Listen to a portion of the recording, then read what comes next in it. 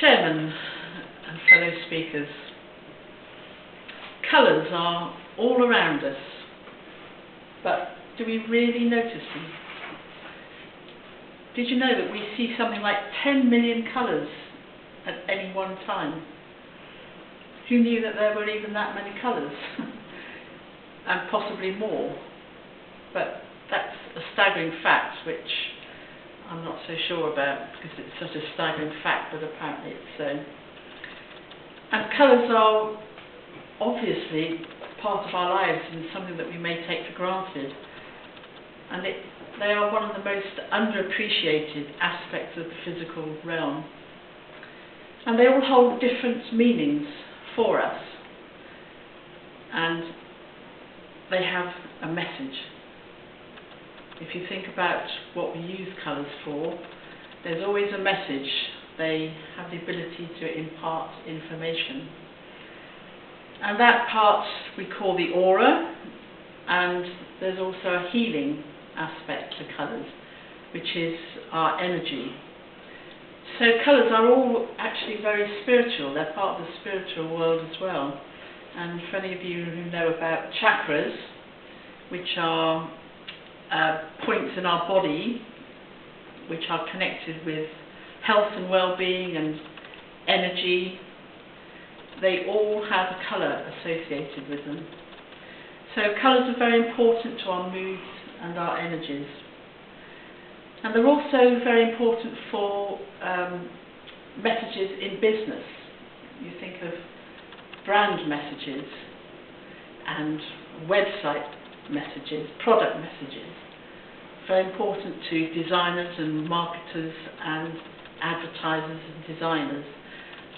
I expect many of you have been or still are involved in businesses, and in anything to do with your product, your image, colour would have been quite a consideration and something that was important to get right.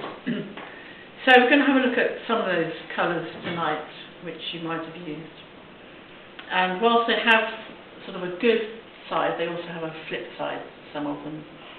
Now red, you've probably all had a little brush with red this week in one way or another, particularly because it's been Valentine's Day. And red symbolises passion and energy and strength and courage and warmth and security. It's powerful. But it's also associated with aggression and danger. And the aura signifies materialism, ambition, sensual pleasure, and a quick temper. You think of some of the sayings that we have to do with colours, like a red rag to a bull, or the red mist came down, because it's implying danger or aggression or anger. Now if we go a little bit further around, something called the colour wheel, there's orange, and that symbolises our individual relationships to the external world, particularly to do with work, where the needs and the wants of the physical body and the ways that these are satisfied at work. And the aura message there is to do with thoughtfulness and creativity. And if you're using it for healing, it increases our immunity and sexual energy. And it's quite interesting to think of some of the big companies that use these colours, like Virgin or EasyJet. I'm not quite sure how thoughtful their orange is when they cramp you into their aircraft with your knees around your ankles for 3 hours. Yellow symbolises the intellect, our creativity, happiness, and the power of persuasion, but it's also associated with cowardice. And in healing, it promotes the clarity of thought. And the aura signifies intellectual development for either material or spiritual means. Now green symbolises money, luck, prosperity, vitality and fertility. It's a colour of healing, although it's also the colour of envy.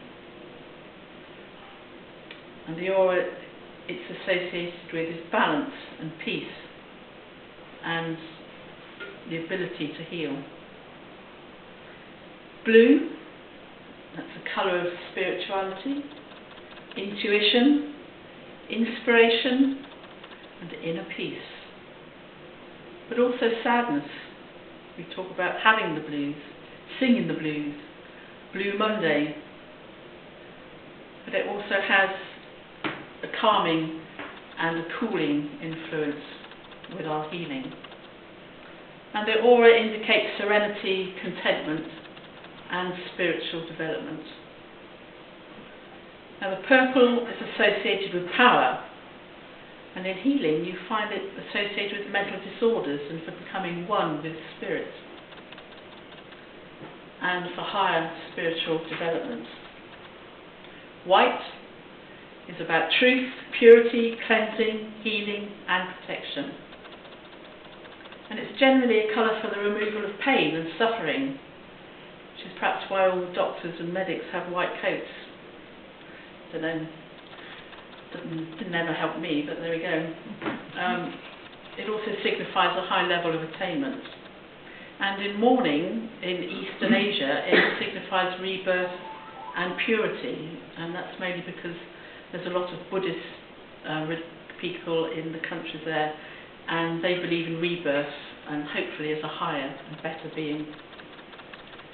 Brown is the colour of earth, represents practicality, material success, concentration and study. And its aura is about being down to earth and practical, common sense. I'm sure we've all heard of wears his sensible brown shoes. And finally black, which isn't actually a colour in itself, as black results from the absence or the complete absorption of the visible light. And it represents the unconscious and mystery. And visualization can promote deep meditation, and it's the more common, if you like, colour of mourning in the West. And it stands for evil and black magic. Now there's some truth in what I've said, but some of you may disagree with this, but many of us know that colours are associated with our mood and how we feel, and if we get the right colours when we dress, we feel better, and if we feel better, then we're going to have better energy, and we're going to have better healing. So colours are very, very important to our lives and ourself and our well-being. It's about life to be lived fully. So I suggest that we all use all the colours that we have on our palette.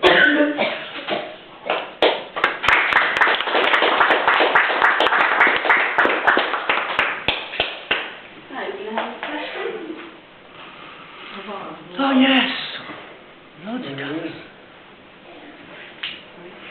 No, good. Yes, no, you get up there.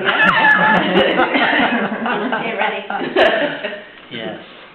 What about people who are colourblind?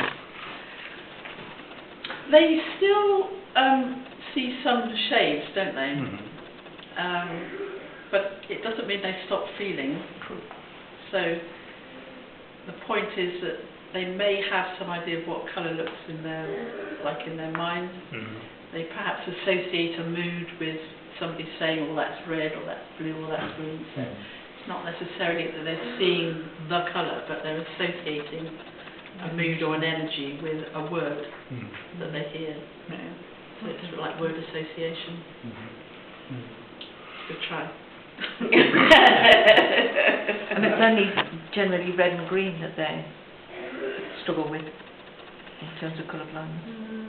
Those are the common ones, I think, but there's so many ailments that give you colour. Well, it's amazing now, but in the aviation industry, you have to be fully colour functional, because a lot of our warning systems and operating systems run on colour. Yeah, and reds and greens are important for electricians, and I think they've got over that now. Yeah. In And different colours. even when I was flying and you didn't see the colour that came up, it was always the shouting and screaming that was already through it. Word says, it kind of says, I think I've read that wrong. Yeah. Did you see that? Yeah. Yeah. So I guess this was informative, practical. Yes.